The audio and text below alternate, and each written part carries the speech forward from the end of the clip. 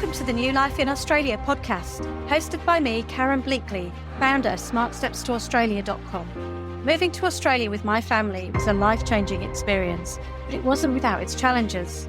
That's why I'm passionate about making the relocation and resettlement process easier for you, so you can enjoy this exciting adventure.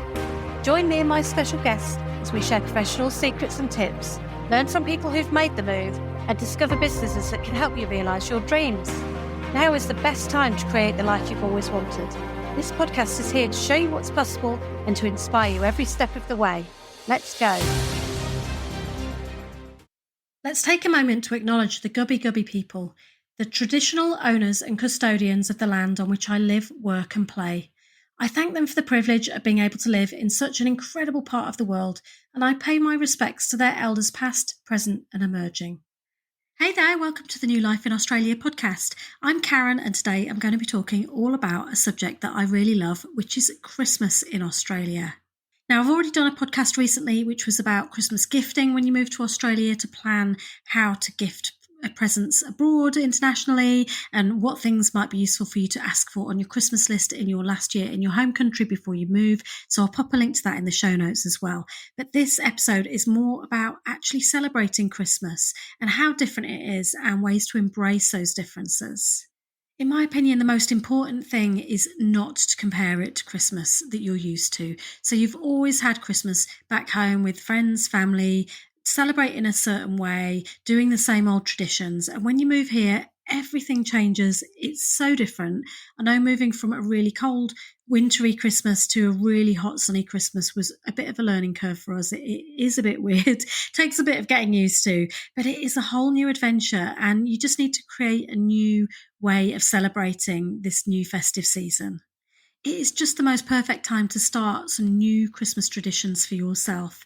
Your traditions back home from your home country, they probably likely come from family traditions. You do things in the way that everyone else in the family's always done them. And you're kind of following that process. But when you actually get here, you are totally free to create your own brand new traditions and to do things your way and celebrate Christmas your way. So I find it really empowering and really exciting. And I've really loved embracing the idea of creating new traditions as we've gone along. So today we're going to be talking about some of my favourite traditions that I've implemented since we moved to Australia, just to give you some ideas and to kind of just start talking about how we celebrate Christmas over here. So firstly, we get annual Santa photos taken. Now, I know that's not different. Like in the UK, you could get Santa photos taken. We used to go to different places to get them done before we made the move over here. But here we actually found an amazing photographer who does this really beautiful set.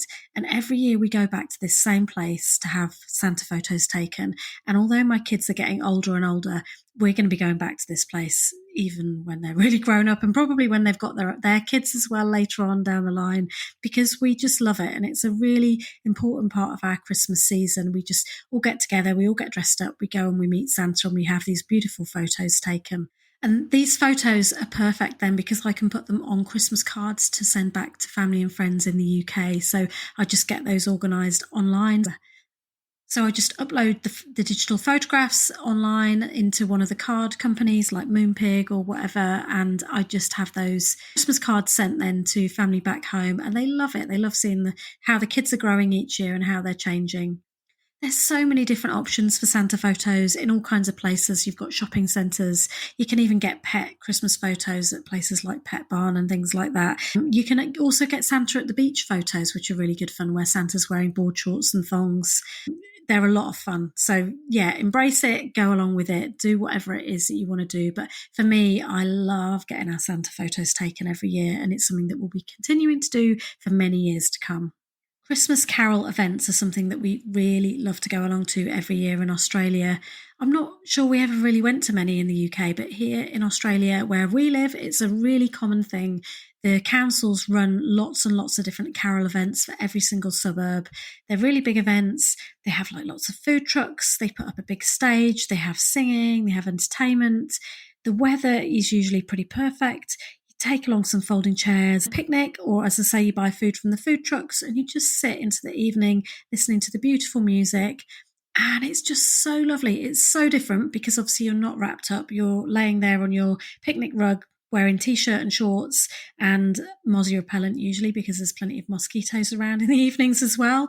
But it's a lot of fun. It's really good entertainment, and they usually end with a big firework display. So it's a really, really lovely family event. So another thing to get used to is the difference of having the long summer holidays during our summertime in Australia. So when it's the Christmas season, your kids, if you've got kids, are on their long school summer holidays. My kids actually break up at the end of November. I know lots of kids break up through mid-December towards late December, and the holidays are usually sort of 6 to 8 weeks long, depending on the school that you go to. So it's really lovely being able to be off school, not having to do school runs when it's the beautiful hot weather, and you can just really enjoy Christmas time without having that school run hanging over you and knowing that it's only a short sort of time before you've got to get back to school, because when Christmas is over, you've still got quite a few more weeks left of school holidays. So I really love the long school holidays for summertime. And the weather is at its hottest. It's really beautiful weather. We do have storm season here in Queensland over the summer, but it doesn't really disrupt your summer holidays too much. I know the summer holidays in England, we used to get loads of rain, and it wasn't always that hot and sunny through the whole summer holidays, whereas here you're pretty guaranteed really good weather. So we spend most of the days in the pool and just cooking barbecues and chilling out and going to the beach and all of that kind of stuff. So I really enjoy that aspect of Christmas. One of the funniest, strangest things about Christmas in Australia is seeing Santa in board shorts and thongs. So thongs as in flip-flops. So walking around like the sort of beaches and things, you'll see people dressed up as Santas, dressed for summer. So maybe in like a summer Hawaiian shirt, that kind of thing, rather than in the really big, thick kind of red suit that you're used to with boots, because it's just, and it's really funny. So yeah, there's lots of Christmas cards that have got Santa dressed for the beach. I'm sitting back on a deck chair, maybe with a beer in his hand. You get like big inflatable Santas and things like that. And it's just really funny seeing Santa dressed so differently over here. I know that we have people dress up as Santas and drive around in an open top car, and they kind of pull in around the suburbs and give out sweets to the kids. We also, when we used to go to Nippers at the surf club when our kids were little, we used to go there, and at Christmas time they would have Santa again wearing board shorts and his kind of surf gear, and he would be on a quad bike driving along the beach, kind of throwing candy canes behind him. So Santa is just really fun and really hilarious over here. When it comes to food traditions for Christmas in Australia, things are quite different, but you can choose, as I say, this is your Christmas, you're reinventing how you're going to celebrate Christmas. So you can make the decision about what you want to do for your Christmas lunch or your Christmas dinner, or whether you want to celebrate it at the beach, or whether you want to go to a park to celebrate, or whether you want to cook a barbecue, or whatever it is you want to do. Now, a lot of people who move here decide to stop cooking like a big full roast turkey because it is really hot here. But if you really love turkey, which I really love a Christmas turkey and kind of doing that whole roast dinner, I still do it, but I tend to do it on a different day other than Christmas Day. So if you do want to cook a turkey or a turkey crown or something over here, you can still do that. They're definitely a lot harder to get hold of. I tend to try and get hold of one early if I can and put it in the freezer, because it's not like every household has a turkey here for Christmas. Loads of people will prioritise kind of having a barbecue or having a big buffet with cold meats and salads, maybe some hot vegetables, things like that. So people don't all have turkey. So if turkey is important to you for Christmas, I would get one organised early or be looking out in the shops to pick one up. And as I say, it is hot, so lots of people don't cook the full roast turkey, but just pop on the air conditioning and you'll be fine if it's something that you feel really passionate about wanting to do. I love the idea of just having turkey dinner and then having like leftovers for a few days after it. So we do it every year, but then on the actual day of Christmas Day, I tend to do a barbecue just because we're in and out of the pool all day and it's way more chilled out and takes a lot less prep time. Because let's be honest, in England, I used to spend hours and hours cooking for a big Christmas dinner. If I was hosting the family over, you would be in the kitchen for most of the day and it would be really time consuming. So you're not actually able to enjoy that time of Christmas Day with your family and friends because you spend half of it in the kitchen. So it's really nice if you can just kind of pre-buy lots of different foods, prep lots of salads ahead of time, or whatever it is you want to do, get it in the fridge, get it ready. And then it's just so much easier then on Christmas Day to just get all of that stuff out and just to enjoy it in a really laid back kind of relaxed way. As for puddings at Christmas time, you can still get Christmas pudding here and do whatever it is that you want. Pavlova's a really popular Christmas dessert. I really like that. It's known as pav in Australia. So if someone says, do you want some pav? They mean pavlova. Really delicious. It's much lighter and cooler to eat that rather than a hot, stodgy Christmas pudding soaked in custard. But go with whatever it is you want. If you want to kind of bring your traditions from your home country with you, then go for it. If you want to create new traditions, then go for that too. I know that when we lived in the UK, Christmas was really kind of about celebrating in a way that was expected of us. So we had to do certain things. We had to see different family members in different parts of the country. We had to go along to certain family events that were running, and it felt very structured, and Christmas wasn't as relaxed as it could be because we had to be in different places all the time doing different things because that was kind of the way that it was. Whereas over here, because we don't have family over here in Brisbane, it is so much more laid back. We can decide how we want to celebrate. We can decide whether to go to the beach or the park or whether to stay in our own backyard and use the pool. We can decide whether we want to host a party or whether we want to be social or whether we just want to stay home with our own little family and enjoy the peace and quiet without any expectation of having to go to any particular social engagements. So I really do appreciate being able to have a laid back, quiet Christmas time.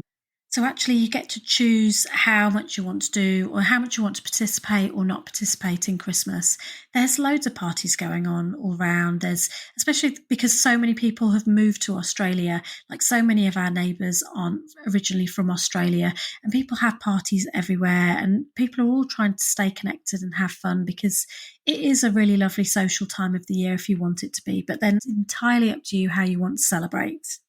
As for the dress code during Christmas in Australia, it is so much more laid back. So in the UK, I used to get up in the morning on Christmas Day. I would put on some kind of more formal clothes. I'd put on makeup. I'd do my hair. I'd want to look really nice. It would just be a really sort of more of a posher time of year. Whereas here, I get up, put on swimwear, put on sandals, put on a wrap. Don't bother with makeup. It's so much more laid back and there's no pressure to look a certain way or dress a certain way. I just love it, just being able to be in swimwear all the time. We jump in the pool, we get out the pool, we jump back in the pool again, and it's just all about just being really relaxed. So I really like having that dress code for Christmas over here. So overall, Christmas is really different in Australia. It is weird getting used to hot, sunny weather when it's Christmas time. It does take your brain time to get used to it. And I do still find moments when I'm like, this is just strange. But it's a good strange. And because it's so different and you're just treating it in a completely different way and you're reinventing it for yourself, it's really exciting. So make sure that you embrace the differences and stop comparing. Make sure you can do it your own way and just reimagine how you want Christmas to be. And don't forget, there is always Christmas in July to celebrate. So in July, when it's cooler in Australia, it is the perfect time to celebrate Christmas all over again and have a roast turkey, hot sort of roast dinner because it's much cooler and you can snuggle up under a blanket and watch some Christmas movies.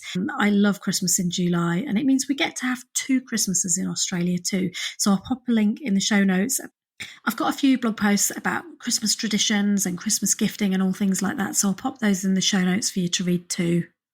Thanks for listening, and I hope you enjoyed listening to me talk all about Christmas traditions in Australia and why I love it so much, and just to give you some inspiration that yes, it will be different, but that doesn't mean that you'll be sad and that it'll be difficult. You can just make it your own way, celebrate how you want, and just make it a really different experience. And you can still link up with all the people that you love via FaceTime, via Zoom and things like that, because we Christmas get-togethers on Zoom with all my family, and I really love it.